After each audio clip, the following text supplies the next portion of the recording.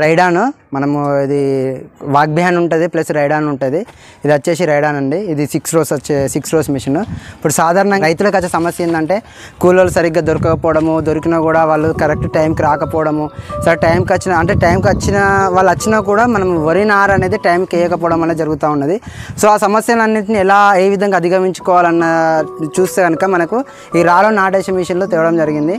So రాలో నాటేసే machine ఉండడం వల్ల ఏమవుతుందంటే పర్టికులర్గా మనకి రైతుకి టైంకి నాటేసుకోవడానికి ఒకటి ఉంటుంది. ప్లస్ ఏంటంటే ఖర్చు అనేది తక్కువ వేసుకోవచ్చు. ఇప్పుడు లేబర్ అయితే ఒక ఎకరాకి వచ్చేసి 5,000 నుంచి 6,000 రూపాయల దాకా తీసుకుంటూ ఉంటారు. బట్ ఈ రైడన్ వాడితే ఏంటంటే ఒక ఎకరాకి వచ్చేసి మనకు 800 నుంచి 1000 రూపాయల వరకు ఫార్మర్స్కి ఖర్చు అవుతూ ఉంటుంది. ఒక రోజుకి వచ్చేసి 6 నుంచి 8 ఎకరాల వరకు మనకు ఒక రోజుకి నాటేసుకోవడానికి పాసిబుల్ అవుతూ ఉంటుంది. ఇంకోటి ఏంటంటే ఒక ఎకరానికి ఎన్నైతే మొక్కలు వేయాలో అన్ని మొక్కలు మన రైతు వాళ్ళు ఉంటారో వాళ్ళు వేయలేకపోతున్నారు. అంటే తక్కువ వేయడము, వాళ్ళ మధ్యలో వెళ్ళేసరికి కొంచెం గ్యాప్ వేయడం అనేది జరుగుతూ ఉంటుంది. కానీ ఈ మనము రైడాన్ అదే మన నాటేసే మిషన్ యూజ్ చేస్తే కనుక ఒక ఎకరానికి ఎన్ని మొక్కలు వేయాలో అంతకు ఎక్కువ మనం మొక్కలు వేసుకునే కూడా మనకి ఇక్కడ పాసిబుల్ అవుతూ ఉంటుంది. ఒక్కటే సిస్టమేటిక్గా వేస్తూ ఉంటుంది. ఇంకోటి ఏంటంటే మన వరం ఏదైతే ఉంటుందో వరానికి దాపు మనకు కొంచెం 1/2 ఫీట్ వరకు గ్యాప్ ఉండడం వల్ల ఏమవుతుందంటే మనకి రోగాలు ఎక్కువ వచ్చే అవకాశం ఉండదు. చాలా అంటే గాలి వెళ్తునే ప్రతి ఒక్క కర్రకి తాక్కుంటూ వెళ్తూ ఉంటుంది. దానికి ఏమవుతుంది పొరుగు, దోమ, ఉద్రిక్త అనేది చాలా తక్కువ ఉంటూ ఉంటుంది. ఇంకోటి ఏంటంటే ఒక ఎకరాకి వచ్చేసి మనకి ఒక 300 రూపాయల డీజిల్ మాత్రమే ఖర్చు అవుతూ ఉంటుంది అనమాట. సో ఆపరేటర్ని తీసేయంగా.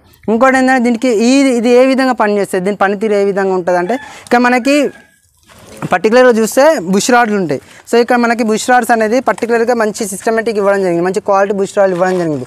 సేమ్ మనం నాటు ఏ విధంగా అయితే చేత నాటేస్తామో ఆ విధంగా మనకు ఒక ఎక్స్పీరియన్స్ వస్తూ ఉంటుంది. ఇంకోటి ఏంటంటే ముందు ఒక ఆపరేటర్ చేస్తూ ఉంటాడు, నారు అయిపోయింది అనేది అతనికి తెలియాలి అన్నప్పుడు ఇక నారు క్రమంలో వరుస క్రమంలో ఏంటంటే ఒక 8 ఇంచుల గ్యాప్లోనే ఇక్కడ ఈ సెన్సార్ ఉంటూ ఉంటుంది.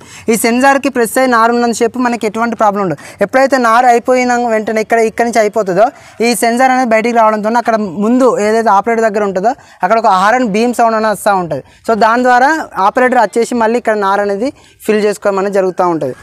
ఇంకోటి ఏంటంటే మనకి ఇక్కడ ఎన్ని కర్రలు పెట్టుకోవాలంటే మొక్కలు ఎన్ని పూసల వరకు పెట్టుకోవాలనే ఒక సిస్టమేటిక్ అంటే ఒక 10 స్టెప్స్ అనేది ఇక్కడ ఇవ్వడం జరిగింది. సరే మనం ఎన్ని కర్రలు పెట్టుకోవాలి, ఒక 3, 5 కర్రలు, 6 కర్రలు, 7 కర్రలు. సో మన ఫీల్డ్ని బట్టి వెదర్ని బట్టి మనం ఇక్కడ సిస్టమేటిక్ అనేది పెట్టుకోవచ్చు అనమాట. ఎన్ని కర్రలు పెట్టుకోవాలి సిస్టమేటిక్ ఉంటాయి. ఇంకోటి ఏంటంటే మనం దిగబడే పొలంలో తక్కువ లోతు వేస్తూ ఉంటాము, డ్రై ప్లేస్లో కొంచెం ఎక్కువ లోతు వేస్తూ ఉంటాం. సో ఆ సెట్టింగ్ కూడా మనకి ఇక్కడ ఉంటూ ఉంటుంది.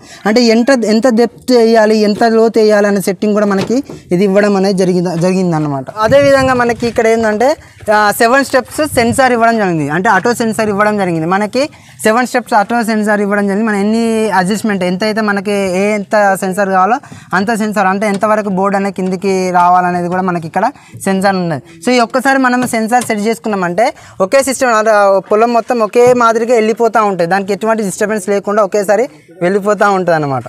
సో ఇంకోటి ఏదేంటంటే మనకి హైడ్రాలిక్ సిస్టమ్. సో ఏదైతే మనకి ఫ్లోట్ అనేది కిందికి మీదికి అవుతూ ఉంటుందో, అంటే మనం ఒకవేళ ట్రాన్స్పోర్ట్ ఉందనుకోండి కింద ఉంటే ఫ్లోట్ ఖరాబ్ అవుతూ ఉంటుంది. సో అలా కాకుండా దాన్ని డైరెక్ట్ మనము లిఫ్ట్ చేసుకోవచ్చు. ఈ ఫ్లోట్ అనేది పైకి లిఫ్ట్ చేసుకోవచ్చు. ఈ లివర్ని మనం పైకి అన్న వెంటనే మనకి ఏమవుతుందంటే ఫ్లోట్ అనేది లివర్ పైకి లేస్తూ ఉంటుంది. ఆ బోర్డు పైకి లేచినప్పుడు మనము ట్రాన్స్పోర్ట్ మళ్ళీ మనము వరాలు ఎక్కిచ్చే సమయంలో కానీ ట్రాక్టర్ మళ్ళీ ఇంకేటైనా రోడ్డు పైన వెళ్ళే సమయంలో కింద ఉండదు. సో పైకి లేచి ఉంటుంది.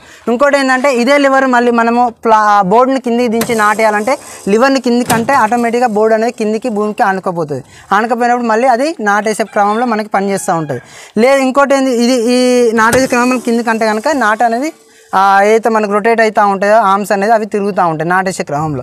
ఇంకోటి ఏంటంటే లేదు బోర్డు ఒకటే పైకి కాకుండా ఒక సిస్టమ్ ఒక టైం ప్రకారం ఆపాలి, ఒక ప్లేస్లో ఆపాలి అనుకుంటే ఇది ఒక లాక్ ఉంటుంది, బోర్డు లాక్ ఉంటుంది. ఈ బోర్డు మనము ఇది ఇక్కడ లేపిన కొద్దీ ఇక్కడ లేపి ఇక్కడ ఆపేసి ఇది లాక్ చేసుకున్నాక అదే ప్లేస్లో అది మనకి ఆగిపోతూ ఉంటుంది. 4 వీల్ ఇది ఇవ్వడం ఏంటంటే మన ట్రాక్టర్లో ఎలా అయితే 4 వీల్ డ్రైవ్ ఉంటుందో సేమ్ ఇది కూడా 4 వీల్ డ్రైవ్ ఇవ్వడం జరిగింది.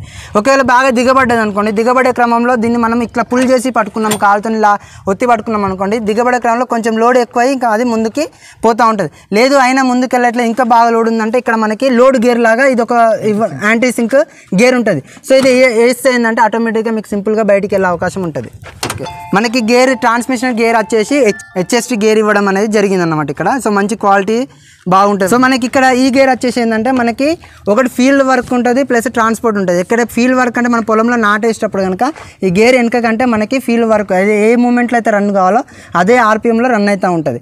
ఒకవేళ లేదు ఫీల్డ్ అయిపోయింది, మనం బయటికి ఒక రోడ్ మీద ట్రాన్స్పోర్ట్ అవుతున్నాం, ఒక ప్లేస్ నుంచి ఇంకో ప్లేస్కి వెళ్తున్నాం అన్నప్పుడు ఈ గేర్ అనేది ముందుకు వేస్తే కనుక మనకి ఫీల్డ్ వర్క్ మనకి ట్రాన్స్పోర్ట్ అనేది ఇంకో గేర్ లోడ్ సెకండ్ గేర్ లాగా వచ్చేసి మనకి కొంచెం ఆర్పిఎం పెరిగి కొంచెం స్పీడ్ వెళ్తూ ఉంటుంది.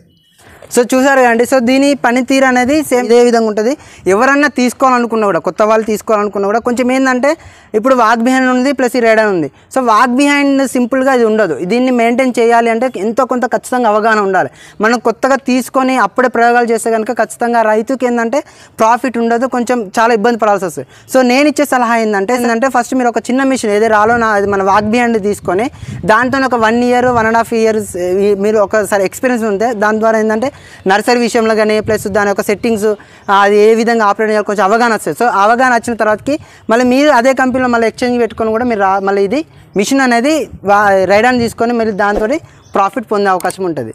మీకు ఇంకేమైనా డౌట్స్ ఉంటే కనుక కింద మీకు కంపెనీ వారి నెంబర్స్ ఉంటే వాళ్ళని మీరు సంప్రదించవచ్చు. Thank you.